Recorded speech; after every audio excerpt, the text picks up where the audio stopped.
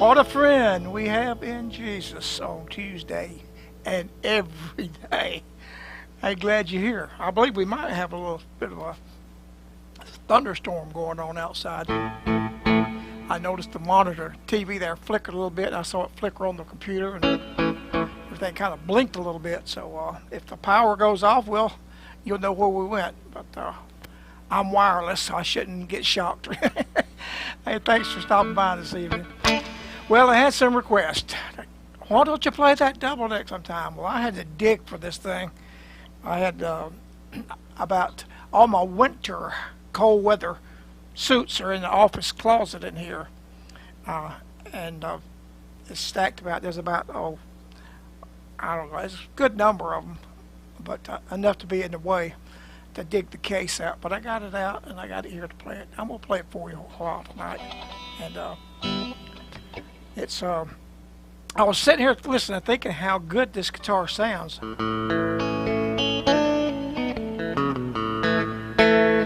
And it dawned on me, I could take a $100 guitar and make it sound good. And not because I'm playing it. I'm not talking about the playing. I'm talking about the effects and the tones and all the way. Because this Yamaha DM3 digital mixer, whew, man, it's the best thing I ever bought. All these years that we traveled, and now we're not doing it near as many dates, just kind of really pulled back because of old age and all that kind of stuff. I said I wish I had a mixer like this 10 years ago or whatever. It's just phenomenal how it sounds, and I'm not using a guitar amp.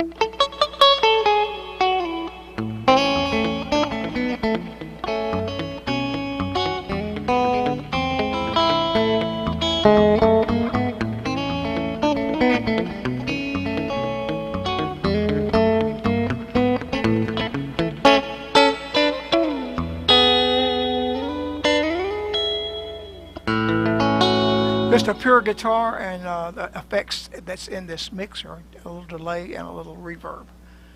And it's pouring down rain out there. Yeah, it is. Coming down, coming down. I was going to wash the car tonight, but Linda and I are going to go see baby girl for the weekend. We're going to leave in the morning early and head off to North Carolina. And I thought, well, I'll wash the car, but it looks like it's going to get it washed itself anyway. But let's see what I can play for you here. Everybody likes this old song right here. Ronnie Henson's.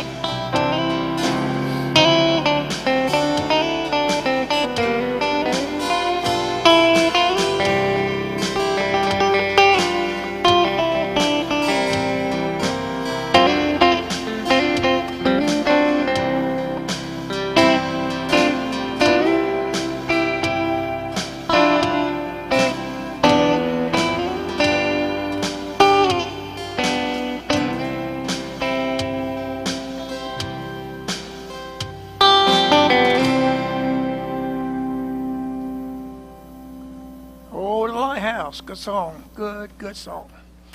Well, this guitar, this Mosrite, turned 50 years old.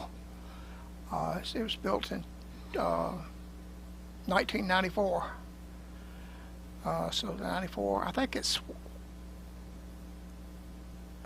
yeah, not, no, 74. What am I thinking? Come on, brain. I got to calculate from that here. It's 1974. Yes, 50 years old.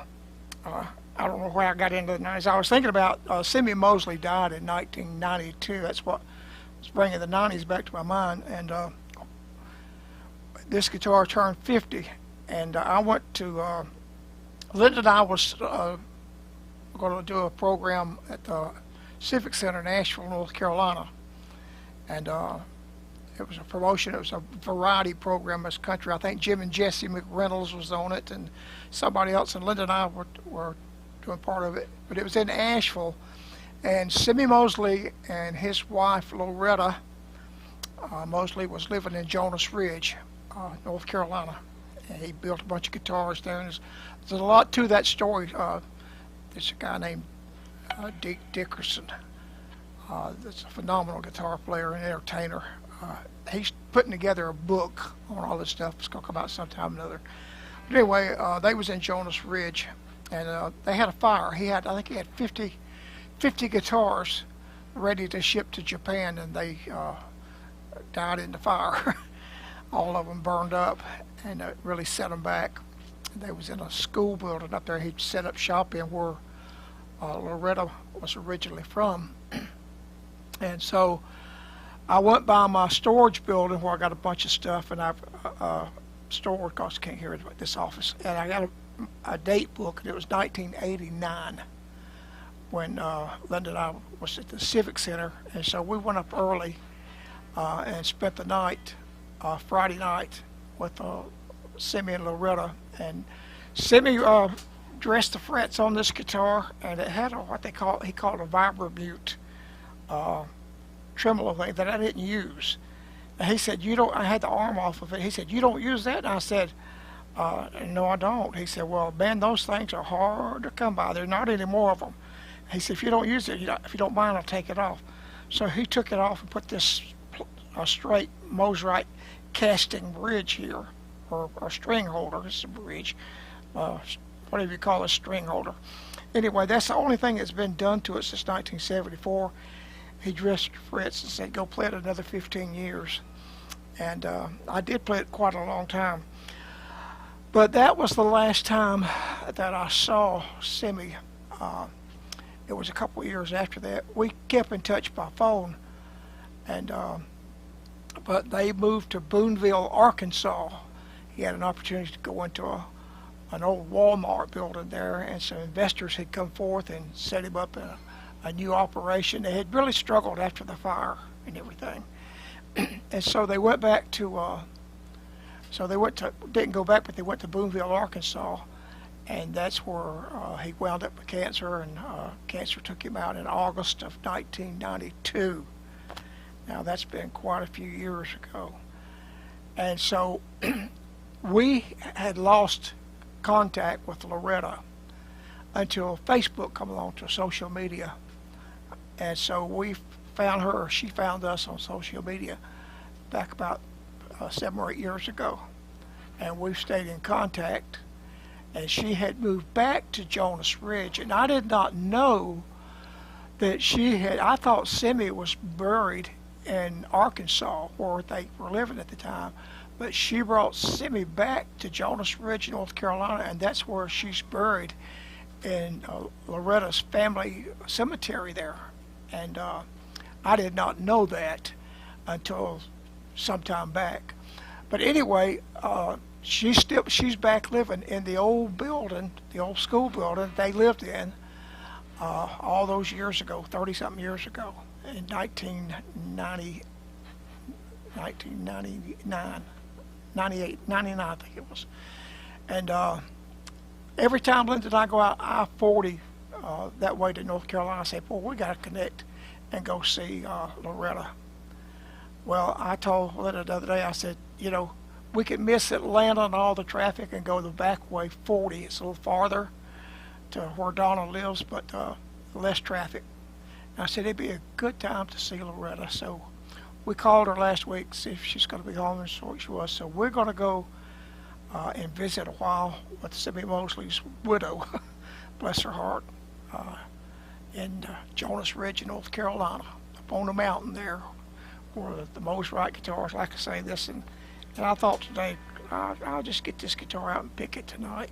And it's been 30-something years since, 1992, since he was laid to rest. And I missed him. He was a great guy. He become a good friend. We weren't close friends because we didn't see it, but we talked by phone, and we were brothers in the Lord. And Simi was a good man. He was a great guy. Anyway, let me play a song. I guess I picked on this guitar. And let's see if I played this song probably more on this guitar than any guitar I have. Let's see if I can still pick it on this one. See how it goes.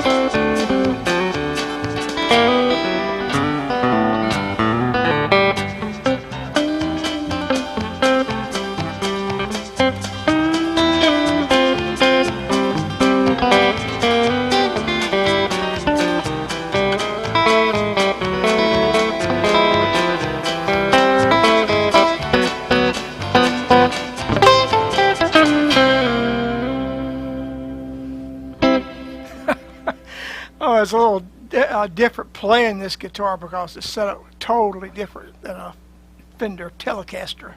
The neck, it's a good smooth neck, and it's got semi-hand wound these double coil humbuckers. This is like having two pickups in one, two coils with this double thing, and he hand wound those. And this guitar was built. I got it in May of '74, so he started working on it first of 1974. And his story is bittersweet. It's some great times and there's some sad times. He had some trouble. Now I don't know the time frame on this, but I know I was told that he built some had amplifiers built for him, and he was putting them out under the Mosrite name. Because we built all these guitars, thousands of guitars, and guitars all over the world. People play on the Ventures, and everybody you saw played a Mosrite at one time. And he got in the amplifier business, so he had amps to go with his guitars, and he had somebody else to build them. And they shipped a bunch of them, understanding a bunch of them were defective, and it ruined him. And I think he's back then. He said he was worth $1 million, and that was a lot of money back in the '70s. He said he had $1 million and lost $1 million, just that quick. And a lot of things transpired. And he was having some. He was in Bakersfield, California. That's where he's from, where he started from. And so this guitar was built on P Street, in the old Mosrite factory there. And he was running short. I guess he was. I don't know if he was running on supplies or what, but I don't know if you can notice in this picture or not, but. This piece of plastic here is a different type plastic than this. This is a little thicker and it aged out. He just cut it out of what he had. And he usually put Mosrite buttons with the M embossed in the top of them. And he put just a regular button on this for some reason. And chrome switches he had on there. And this top neck, or the tuning keys are two different brands or two different kinds, and the top neck on the tenor neck or the octave neck is solid black. It's not sunburst like it is. This matches this. And he told me he came to my house. That's when Wendy was in the hospital, and he said, "Don't put me in a motel. I'll just stay with y'all." And that was great. We had some good time together, and first time I ever met him. And he said, "I'll take this and finish this at another time." He said, "I done this last night because I knew I was coming out." So he said, "I just did this. It's still almost not dry." But we never did. But anyway, it's kind of he didn't even put a serial number on this thing. I've had it apart and the neck off of it, and there's no markings, no numbers. I think there might be some dates somewhere on these pots or something. But he put no serial number. It is a one of a kind. There's not another Mosrite in the world like this. And I'm still getting that flicker there. I don't know what that is. I see it in the screen. And it's poured out a rainy storm. So anyway, but I'll play a couple more songs and I'll get out of here because it is storming pretty bad out there. And let me look, see if there's anybody on here. I guess we are on good old Facer book. Did y'all hear that Kamala Harris is going to be running for something? Dog catcher or something? I don't know. I'm not sure yet, but I don't know if she's sure. I don't know if she knows.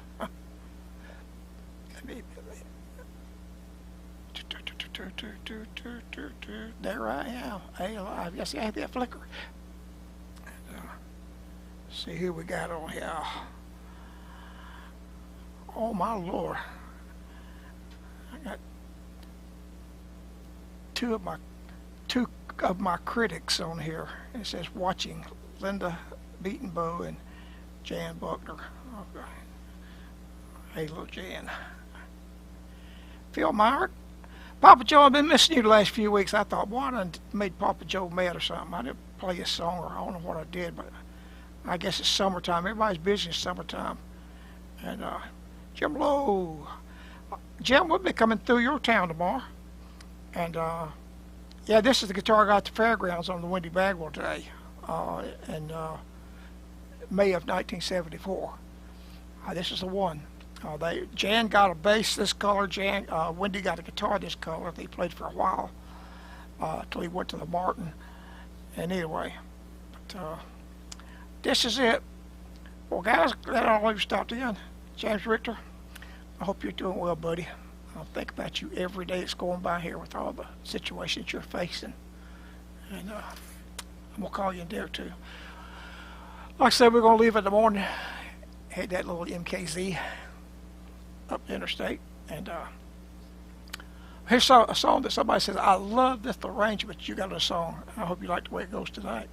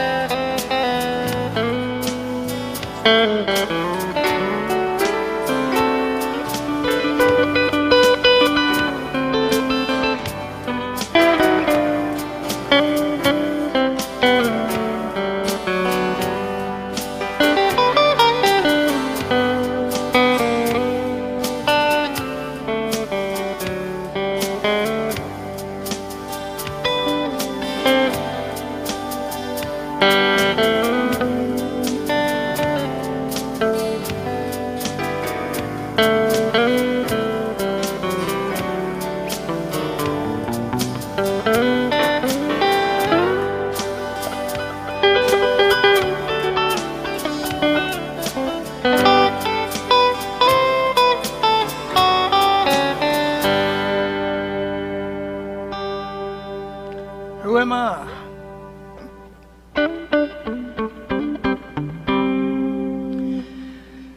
Somebody asked me when I said, why don't you play the double up on the road bunch?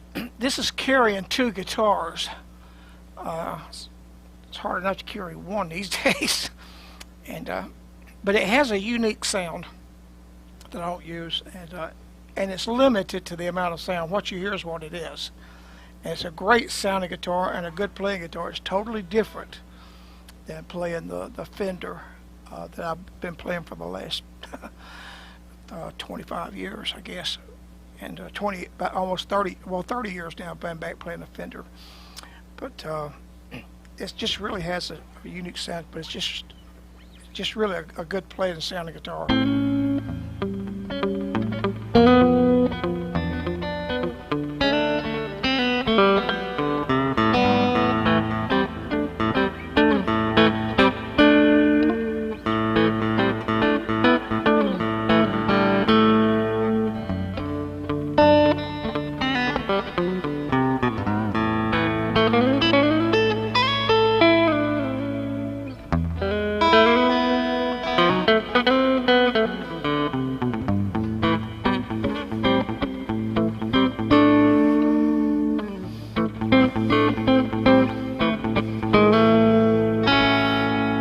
Well, let me play one of my favorite old songs that I like to play. It says, I know who holds tomorrow, and I'll get out of here.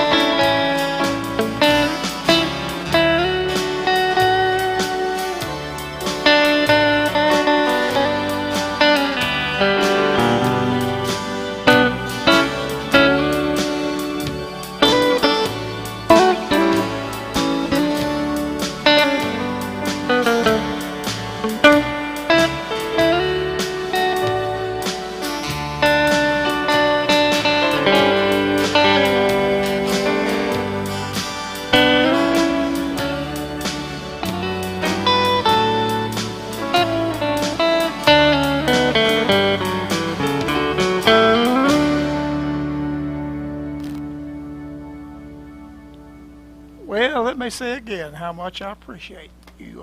I was going to play that song and just do a cold out, get out of here, but I thought I would take time to say thank you for stopping by and watching. And maybe we'll get to you next week. And who knows? You never know when Sister Linda may come through the door. Saying a little, people seem to like the program a little better when she's on here, but anyway, she may. We'll just have to see how it goes. Anyway, you see the old, and I will say thank you to we do have supporters that help make this program possible, and I do appreciate the support, and appreciate an opportunity to be here. So, y'all come to see us when you can. God bless you. Talk to you. See you later.